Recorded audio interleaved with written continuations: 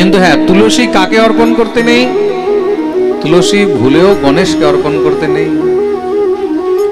গণেশকে আপনি ভোগ নিবেদন করছেন, তাও তুলসী দেবেন না।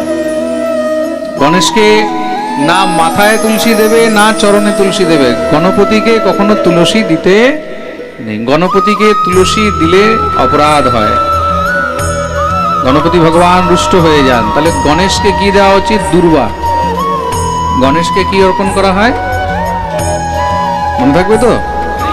গণেশকে দুর্বা অর্পণ করতে হয়। কিন্তু মা ভগবতী গৌরীকে মানে দুর্গাকে কখনো দুর্বা অর্পণ করতে নেই, মনে থাকবে?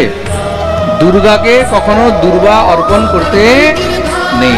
পার্বতীকে, দুর্গাকে, ভগবতী মা কালীকে কখনো ভুলেও দুর্বা দিতে দিলে মা রুষ্ট হয়ে যায়। মা ভগবতীকে দুর্বা অর্পণ করতে নেই। গণেশকে দুর্বা অর্পণ করবে, গণেশকে তুলসী অর্পণ করবে। মনে থাকবে তো?